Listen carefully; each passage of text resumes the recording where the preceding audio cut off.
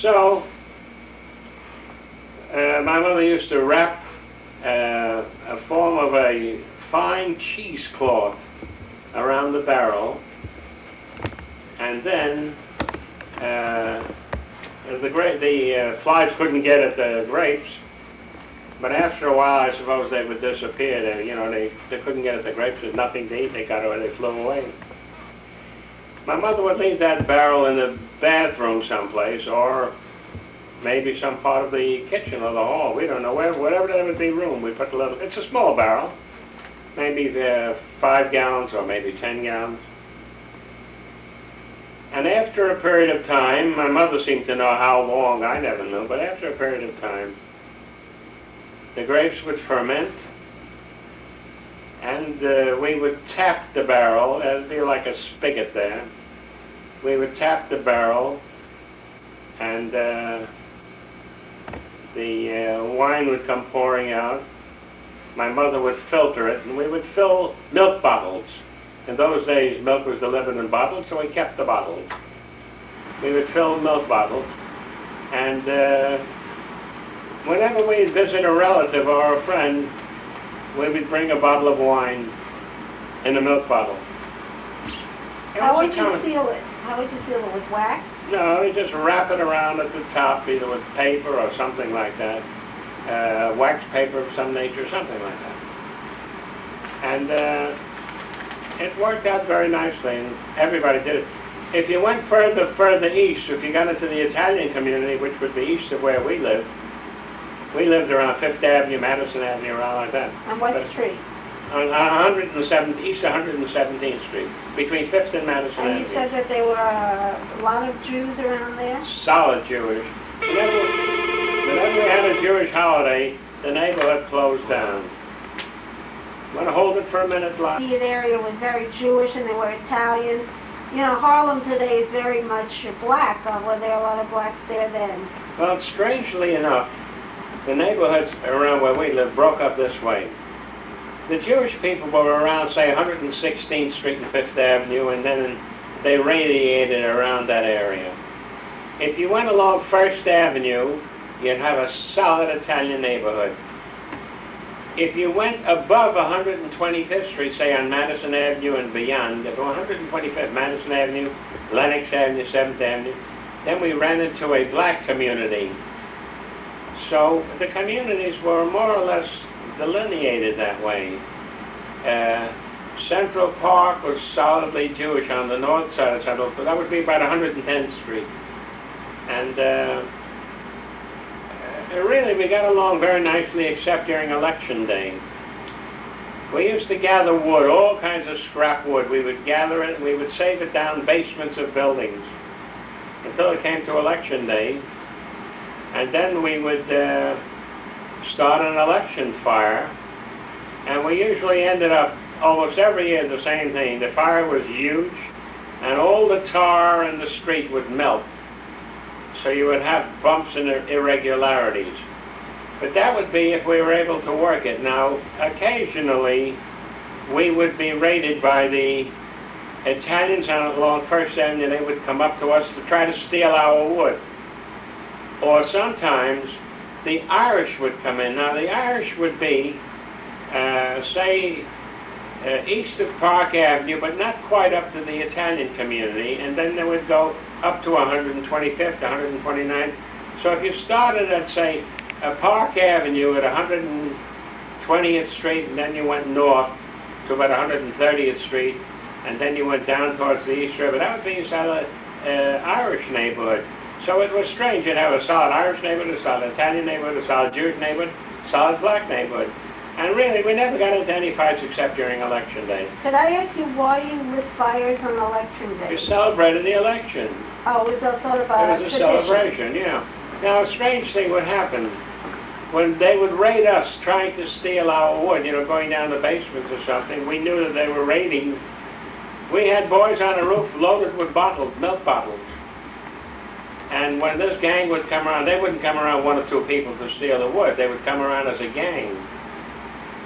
And so very often when the gang came around to steal our wood, they would be met with a barrage of milk bottles coming down from the roof. which was 6 flights up, over 100 feet. It was a very dangerous thing for them to do, because if they were ever hit with a bottle, they could very well have been killed. But I know of no case where they were hit. They were just frightened away by a whole barrage of milk bottles flying down from the roof. It was interesting. And invariably, before the fire had burned out, the fire department came around, or sometimes the police would come around, and they would open the fire hydrants, open the water, and they would flush down the fire, trying to protect the street. But usually it was a little too late, and sooner or later during the next year they would be repaving streets all the time. Can I ask you about the time that you're talking about, the year? Well, let me see. I would say around 1918 or something, right after the war. That was another celebration. We'd always have bonfires for the war, right after World War I. And that would go on 1918, 1920, around that time, 21, 22. I mean on Armistice Day. Well, I didn't know so much about Armistice Day, but it was a celebration. I remember when the war was over, I was about 7 years old at the time, and they had parades, and the very interesting thing was the soldiers would come into the side street. Let's say we lived on East 117th Street. The soldiers would come in on the side streets on horses, loads and loads of horses, and they would come around, and the women in these various houses, say in my neighborhood, which was Jewish, the women would come around with packages of fruits and nuts and home-baked cakes, and they would give it to the soldiers right after World War I. They would give it to the soldiers as sort of a celebration for the victory. It was very, very moving. And so that was part of the life there. I know during normal days living, we used to shop on, there was a market on 115th Street to 110th Street underneath the Park Avenue, New York Central Railroad. People had push carts there. And we would walk, we were on the fourth floor of a walk-up. We would walk down, I would walk with my mother, we would walk, say from 117th to 115th Street, go down a hill on Park Avenue, and walk all the way up to about 110th Street, and then come back, buying things all the way. And we had shopping bags, we would fill shopping bags. You know, they had no... But you didn't have shopping carts. No, we had no shopping carts at those times, so we carried them.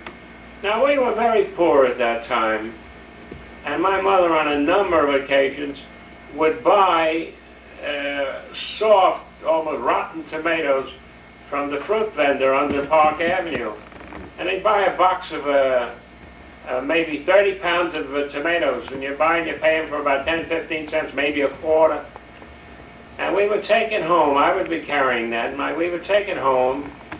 My mother would cut away all the worn spots, the rotten spots of stuff, and she had a big kettle.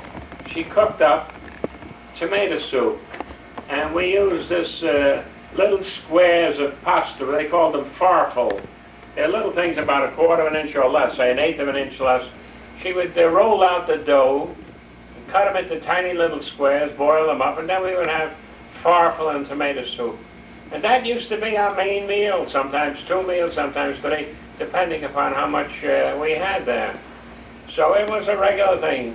Or sometimes we would buy whole sacks of potatoes, and we would eat potatoes for breakfast and lunch and dinner all day long. We eat potato latkes, mashed potatoes, French fries, you know, things like that.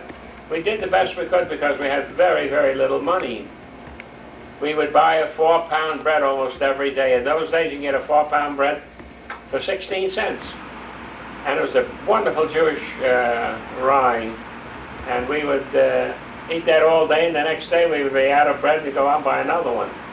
And this went on regularly. Came to Friday and Saturday, my mother used to bake her own challis. You know those twists, challis twists? But she would make a big one. It had to cover 2 days, Friday and Saturday. She'd make a big one, and that wouldn't fit in our oven.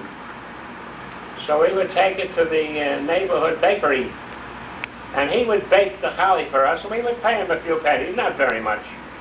We'd pay him a few pennies, And when he baked the holly, we took it home and we had that for 2 days. We had a very great convenience known as an icebox. An icebox looked like about half the size of a refrigerator, and usually it had 2 doors. The upper door would have a place for putting in a lump of ice, say about 25 cents worth of ice. And then on the lower door, you would put your food. How long would the ice last? The ice might last a day and a half. In the summer, I don't think it would last more than about a day. The iceman used to come around every day in a big wagon, a horse-driven wagon. He would be hollering out, "Ice! Ice!"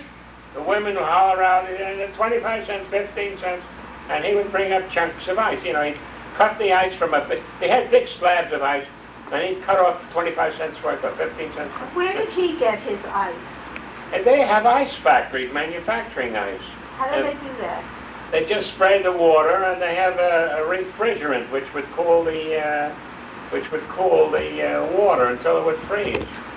They made ice cream the same way, using refrigerant. No, ice cream we used to have a hand-operated machine where we would crank a machine, and the tub would go around, and on the outside of the tub we used to pack ice and salt. Salt lowered the freezing point of the ice, so we would put the sweet cream and whatever flavoring you wanted on the inside. There was a paddle on the inside, so that as you rotated the can, the paddle would be rotating it so that the cream would be frozen. And then when it was all through, we have a whole lump of ice cream, maybe sometimes as much as about 2 gallons.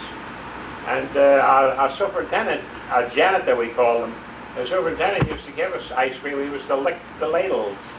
Where did you store your ice cream? What was that? Where did you store it? We ate it. You'd make it and eat it. If you put it in the refrigerator, it wouldn't keep very well because the ice was 32 degrees and the ice cream should be much colder than that. So we would usually eat it at the time. We also made what is known as ices. You know, ICES. We would do that with water. Instead of using cream and so forth, we used flavored water. And it would come out as if crystals of ice would be there. It would be a very sweet delicacy and very, very inexpensive. Okay, So, while you Why don't you- think of more things, why don't you I'll put it tell on a the little bit table? of mine, and then you So go just back stare to at your it. Harlem. You have to